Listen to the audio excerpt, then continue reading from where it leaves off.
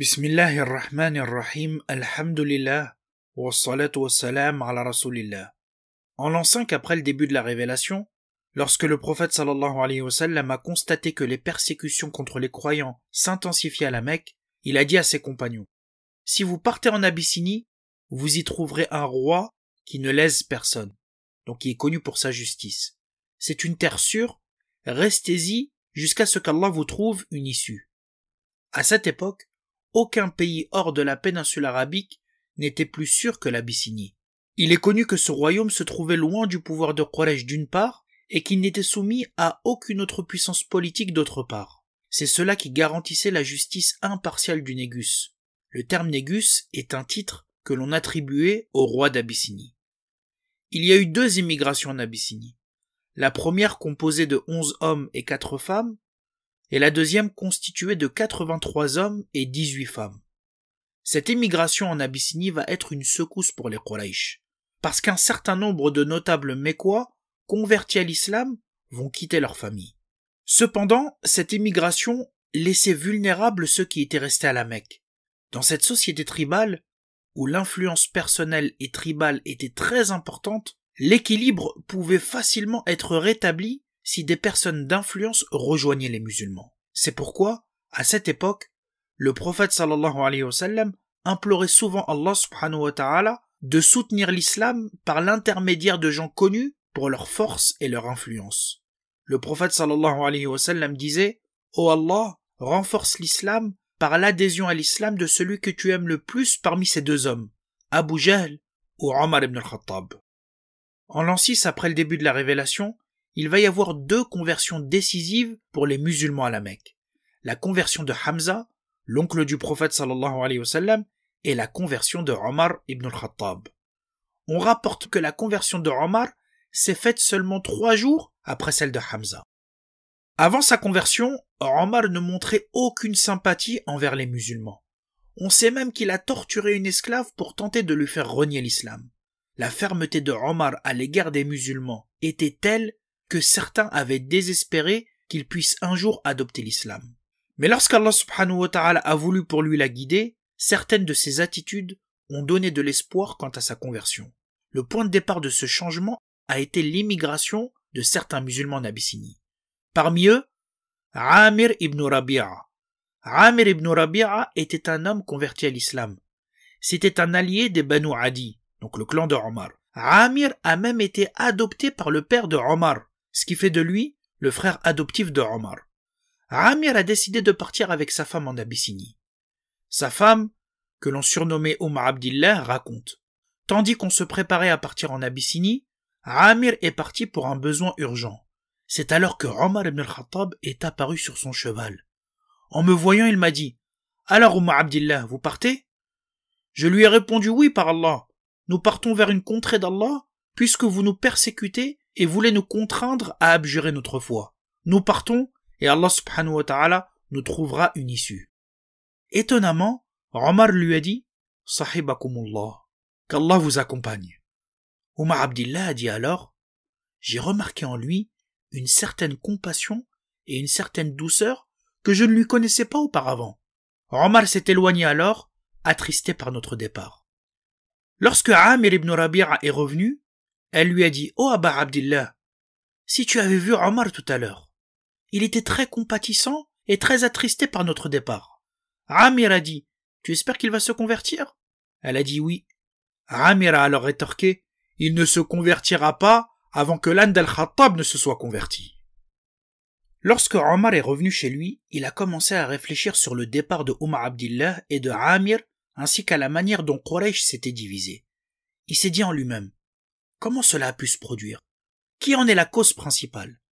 Et il a conclu que le responsable de tout cela, c'était Mohammed sallallahu alayhi wa sallam.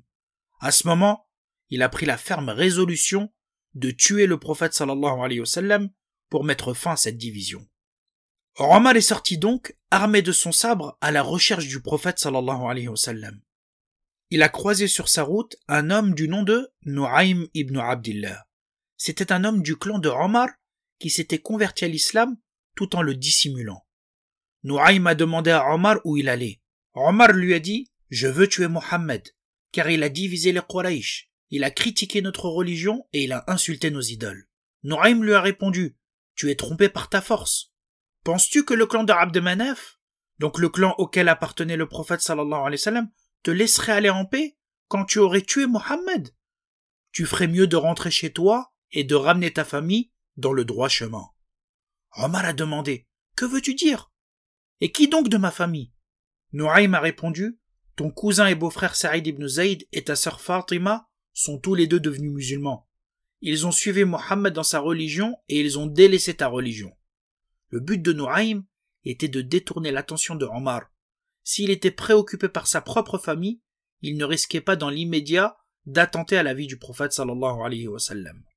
Saïd et son épouse Fatima avaient eux aussi tenu secrète leur conversion à l'islam.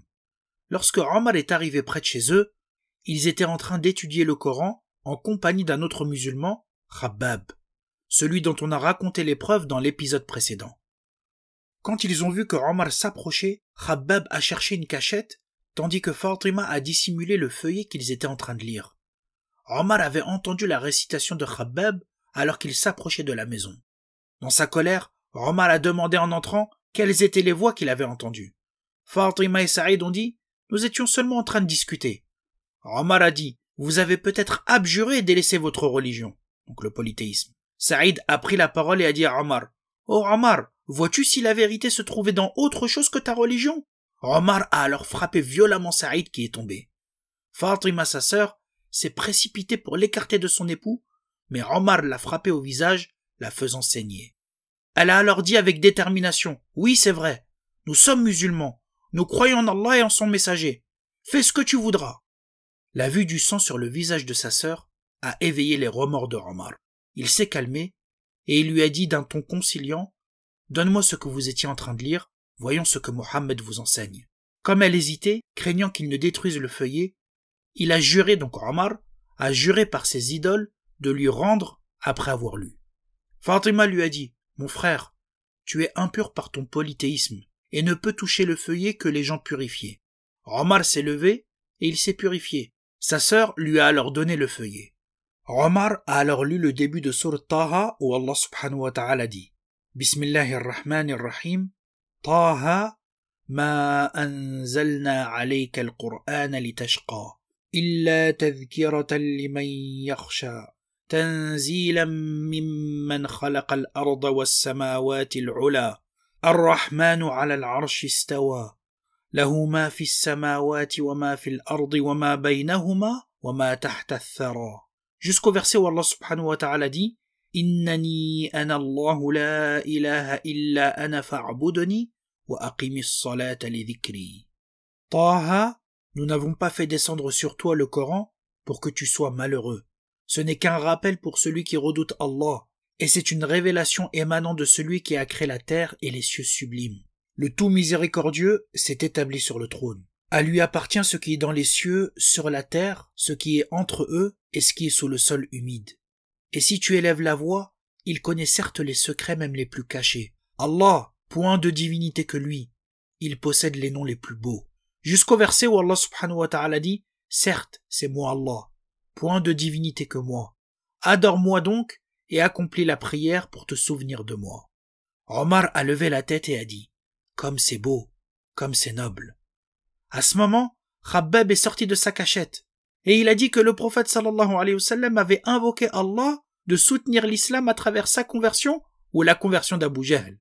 Omar a dit « Oh Khabbab, indique-moi où se trouve Mohammed pour que je me rende auprès de lui et que j'embrasse l'islam. » Khabbab lui a dit qu'il était dans la maison d'Al-Arqam, une maison dans laquelle les musulmans se réunissaient pour apprendre leur religion. Omar est alors parti, il est arrivé devant la maison d'Al-Arqam avec son épée à la ceinture. Il a frappé à la porte de la maison, et les gens ont pris peur lorsqu'ils ont vu que c'était Omar. Hamza, l'oncle du prophète sallallahu alayhi wa sallam qui s'était converti précédemment, a dit « Laissons-le entrer. S'il est venu pour quelque chose de bien, nous lui accorderons, et si son intention est mauvaise, nous le tuerons avec son propre sabre. » On a ouvert la porte avec la permission du prophète sallallahu alayhi wa sallam et Omar est entré. Le prophète est allé jusqu'à lui, il l'a saisi par son vêtement et il lui a dit en le tirant brusquement « Qu'est-ce qui t'amène, Omar? J'ai l'impression que tu ne vas pas te corriger.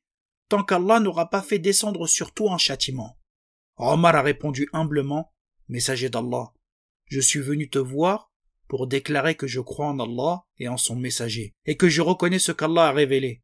J'atteste qu'il n'y a de Dieu qu'Allah, et j'atteste que Mohammed est son serviteur et son messager. Les musulmans alors se sont réjouis et ont proclamé la grandeur d'Allah, Allahu Akbar.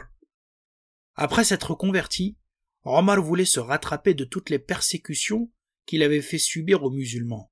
Le lendemain de sa conversion, Omar est parti annoncer la nouvelle à Abu Jahl, l'ennemi juré de l'islam.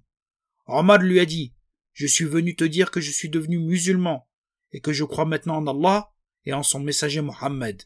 Abu Jahl s'est mis en colère et lui a claqué la porte au nez en disant qu'Allah te maudisse, toi, et ce pourquoi tu es venu. Omar a également informé la personne qui diffusait le plus les nouvelles à la Mecque. C'était un homme qui s'appelait Jamil ibn Ma'mar. Ensuite, plusieurs hommes ont attaqué Omar, et il s'est battu seul contre eux pendant un moment, jusqu'à qu'un sage vieillard de Quraysh s'est interposé en faveur de Omar. Juste après sa conversion, Omar a insisté auprès du prophète sallallahu alayhi wa sallam pour prier à la Kaaba en groupe, chose qui ne s'était jamais produite parce que les musulmans étaient encore trop discrets. Le prophète sallallahu alayhi wa sallam a accepté la proposition de Omar. Le prophète sallallahu alayhi wa sallam a choisi 40 de ses compagnons qui ont marché en 2 rangs à partir de la maison d'Al-Arqam jusqu'à la Kaaba, avec son oncle Hamza à la tête d'une file et Omar à la tête de l'autre. Arrivés à la Kaaba, ils ont accompli la prière en groupe, puis ils se sont dispersés. J'aimerais évoquer 4 enseignements autour de cette histoire. Le premier enseignement, c'est la personnalité extraordinaire de Omar. Omar possédait une nature totalement sincère qui le conduisait à défendre avec acharnement toutes les causes auxquelles il croyait. Lorsque l'islam est apparu, il faisait partie des défenseurs ardents des traditions de Quraysh, parce qu'il craignait que cette nouvelle religion détruise les fondements du système qui était bien enraciné à la Mecque, et qui accordait à cette cité un statut particulier aux yeux des Arabes. Mais lorsqu'il a pris le temps de découvrir l'islam, par la permission d'Allah, il a embrassé cette religion avec une grande sincérité et une grande dévotion. Le deuxième enseignement, c'est que le prophète sallallahu alayhi wa sallam a reconnu les talents et les compétences même de ses ennemis. C'est pour ça qu'il espérait qu'Abu Jahl ou Omar puissent se convertir afin de bénéficier de leur qualité et de leur influence. Il est important de savoir être objectif même avec nos ennemis, parce qu'ils peuvent devenir demain des alliés remarquables. Allah subhanahu wa ta'ala dit, la bonne action et la mauvaise ne sont pas pareilles. Repousse le mal par ce qui est meilleur, et voilà que celui avec qui tu avais une animosité devient-elle un ami chaleureux. Troisièmement, on voit à travers cette histoire l'importance d'appeler les gens influents de la société à l'islam, car ce sont des personnes qui ont la possibilité de changer le cours des événements. Ainsi, avec la conversion de Omar, les musulmans ont pu prier à la Kaaba sans se cacher. Le compagnon Ibn Mas'ud a dit, nous n'étions pas capables de prier près de la Kaaba jusqu'à la conversion de Omar. Quand il a embrassé l'islam, il a combattu les Quraysh jusqu'à ce qu'il a pu prier près de la Kaaba et nous en sa compagnie. Et il a également dit, nous n'avons pas cessé d'être puissants depuis que Omar a embrassé l'islam. Le dernier enseignement, c'est l'importance de l'invocation, surtout pour demander à Allah subhanahu wa ta'ala la guider. Comme l'a fait le prophète sallallahu alayhi wa sallam à l'égard de Omar. Alors que certains désespéraient de le voir se convertir, le prophète sallallahu alayhi wa sallam, lui, invoquait même pour ses ennemis, et cela a été une cause exceptionnelle qui a renforcé l'islam et les musulmans.